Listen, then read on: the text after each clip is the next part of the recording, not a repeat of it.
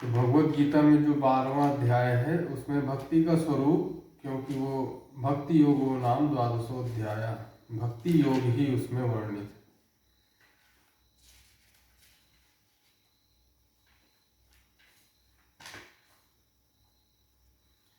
इसमें बहुत से श्लोक हैं और हमारी वास्तव में क्या समझ है इसका पहले निरूपण कर लेना चाहिए। तो आप लोगों से मैं अनुरोध करूंगा कि वास्तव में क्या हम लोगों की समझ है भक्ति के विषय में, इसका थोड़ा पहले चिंतन करना चाहिए। तो सबसे पहले तो मैं गौरव जी से निवेदन करूंगा। गौरव जी, आप बताइए, आप क्या कैसे मानते हैं भक्ति को?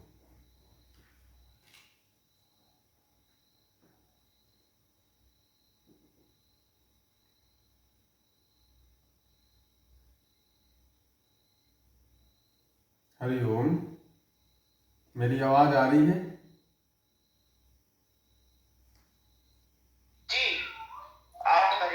जी गौरव जी, भक्ति का विषय में थोड़ा चर्चा करते हैं। जी।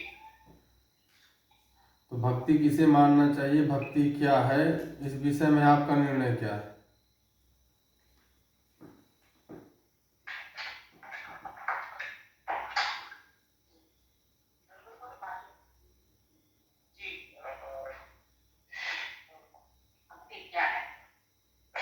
भगवान के लिए समर्पित भाव से बोलना या उनके लिए प्रेयर करना, प्रार्थना करना, यही भक्ति है। अभी तो हम लोग चाहते हैं, ये मैं मानता हूँ। भगवान के लिए समर्पित भाव से जो कुछ भी हम करते हैं वो भक्ति है। मतलब एक तरीके से जो हम समझते हैं कि भगवान से हम जो लेते रहते हैं, पूजा अर्चना के माध्यम से हम उसको लौटाने का प्रयास कर रहे होते हैं, बस इतना ही होता है। ठीक। आदर सम्मान, इसको हम ठीक है। तो इस पे पहले मैं कुछ रखता हूँ इस विषय में। इस समय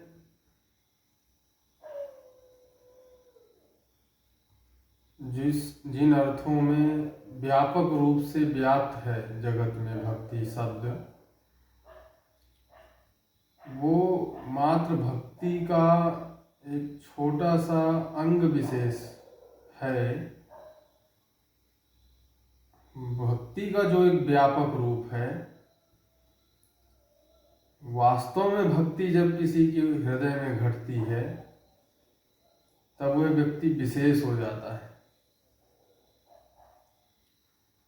तो भक्ति का क्या स्वरूप है संपूर्ण, ये पहले निश्चय करना अति आवश्यक है।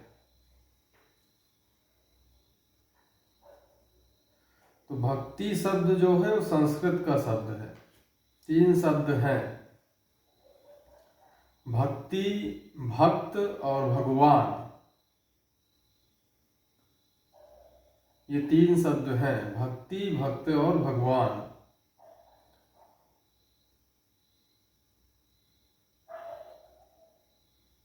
भक्ति क्या है? जो भक्त करता है। और भगवान क्या है? जिसके लिए करता है। तो भगवान शब्द का एक विशेष अर्थ है, भक्ति शब्द का एक विशेष अर्थ है और भक्त शब्द का एक विशेष अर्थ है। तो भक्ति हम किसकी करते हैं? भगवान की करते हैं। भगवान। आप लोग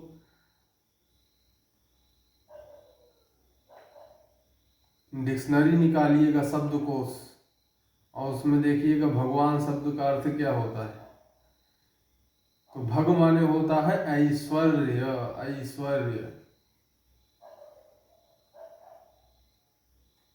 वान जैसे धनवान, गुणवान, वतु प्रत्यय है, वैसे ही भगवान। धनवान मतलब धन वाला, गुणवान मतलब गुणों वाला, विद्वान। मतलब विद्या वाला, विद्या से युक्त। वैसे ही भगवान ऐश्वर्य से युक्त, जिसके पास में बहुत ऐश्वर्य है। तो भक्त भगवान की भक्ति करता है। तो अभी हमने भगवान शब्द का अर्थ देखा, मतलब ऐश्वर्य से पूर्ण है। जो ऐश्वर्य मतलब सभी सामर्थ्यों से युक्त है, सभी शक्तियों से युक्त है, सभी संपत्तियों से युक्त है। ये अर्थ हुआ भगवान। तो ऐसे हम सामान्य व्यक्ति की उपासना नहीं कर रहे भाई। भक्ति तो केवल भगवान की जा सकती है। समर्थ की भक्ति होती है और किसी दुर्बल की भक्ति नहीं होती। आगे भक्त शब्द का अर्थ क्या है? तो भज सेवायाम धातु से भक्त शब्द बनता है। तो भक्त का मतलब सेवक। भक्त का अर्थ क्या हुआ? भक्त का अर्थ हुआ सेवक।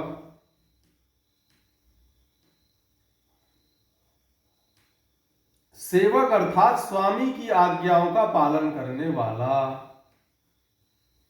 आपके घर में कोई भी सेवक होता है, तो कौन सा सेवक? आपके घर में कई सेवक हों तो सबसे ज्यादा वही सेवक आपको प्रिय होगा जो आपकी आज्ञा का पालन करता है।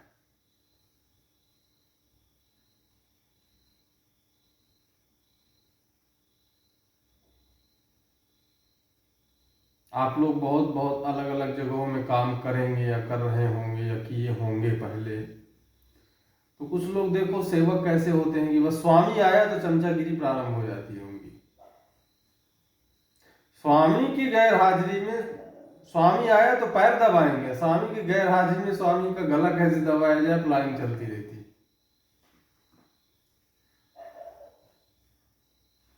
तो भक्त शब्द का अर्थ हुआ सेवक। सेवक का अर्थ है जो स्वामी की आज्ञा का पालन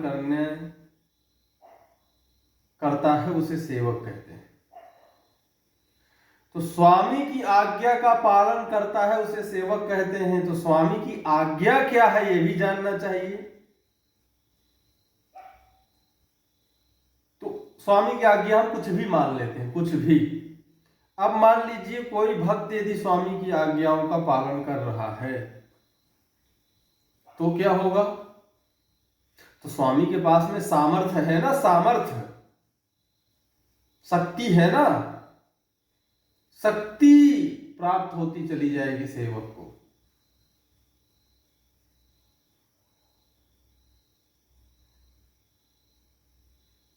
तो जब भी सेवक, सेवक मतलब भक्त, भक्त मतलब भक्ति कर रहा है अपने स्वामी की, तो स्वामी की भक्ति क्या है? स्वामी की आज्ञाओं का पालन करना, ये स्वामी की भक्ति हो गई। तो जितने अर्थों में, जिन जिन अर्थों में, जितनी मात्रा में, जितना समर्पण के साथ में हम स्वामी की आज्ञाओं का पालन करते हैं, उन अर्थों में, उन समर्थों को उस तरह से हम स्वामी की शक्तियों को धारण करने लगते हैं, स्वामी की शक्तियों को धारण करने लगते हैं।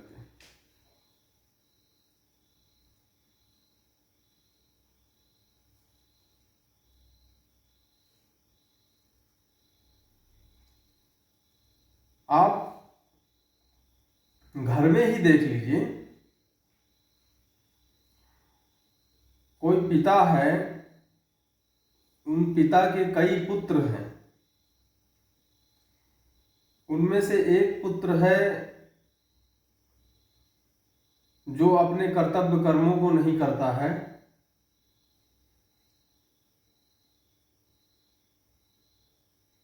मिथ्या भाषण करता है,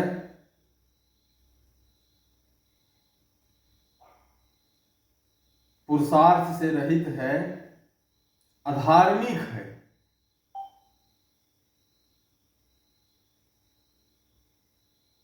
लेकिन पिताजी को भोजन कराने के लिए उपस्थित रहता है, पिताजी से कहता है कि लाओ पैर दबा दूं, ताकि अधर्म आचरण के लिए कुछ पैसे वैसे मिल जाए। बहुत सेवा का दम्भ भरता है। तो पिता को वह पुत्र प्रिय होगा जो उसी के पास रहता है, अधर्म आचरण करता है और पिता की सेवा के लिए भी तत्पर रहता है, या फिर जो पुत्र बाहर रहता है, धर्म का आचरण करता है, अपने कर्तव्य का पालन करता है, पुरुषार्थी है, सबकी सेवा करता है, मिथ्या भाषण से रहित है, धार्मिक है। यद्यपि पिता के पास में वह पुत्र नहीं रह रहा है, पिता की सेवा नहीं कर पा रहा है, तथापि वह पुत्र पिता को ज्यादा प्रिय होगा। जी आपकी आवाज थोड़ी कट रही है, अटक अटक आ रही है। हाँ जी। अच्छा, अभी कैसी आ रही है?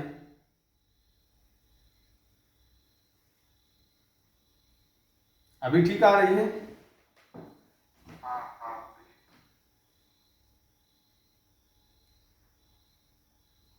ठीक है, तो अभी तक जो मैंने बोला वो कुछ कुछ सुनाई दिया या फिर मैं ऐसे ही बोलता रहा?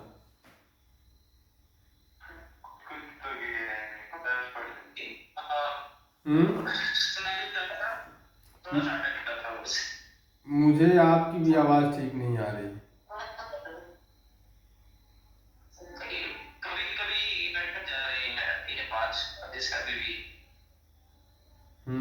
आज हमारा लैपटॉप कनेक्ट ही नहीं हुआ तो मोबाइल से ही कर रहे हैं।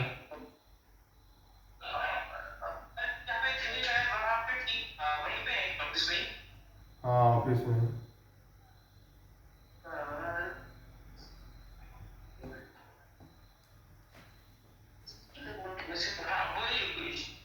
जी, अभी आ रही है?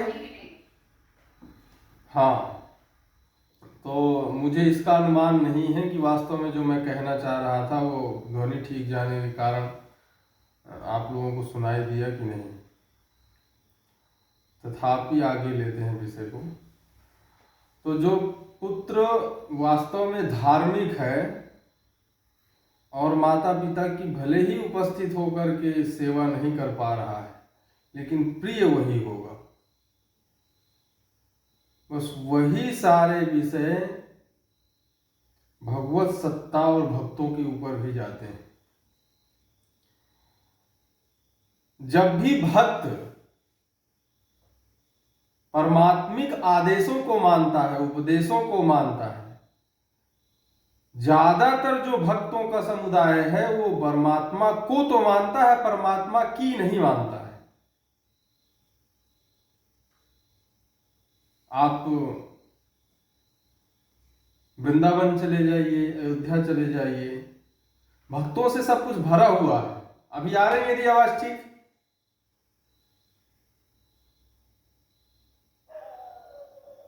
हरिओम, आ रही आवाज?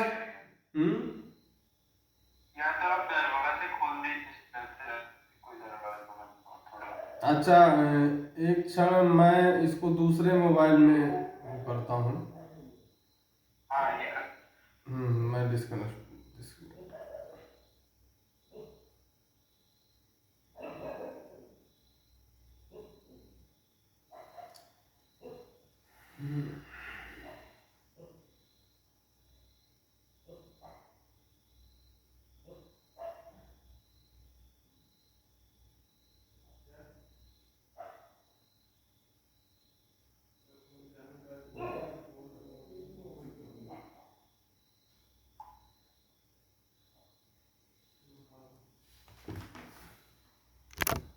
ओम जी, ये लैपटॉप क्यों नहीं कनेक्ट हो रहा है?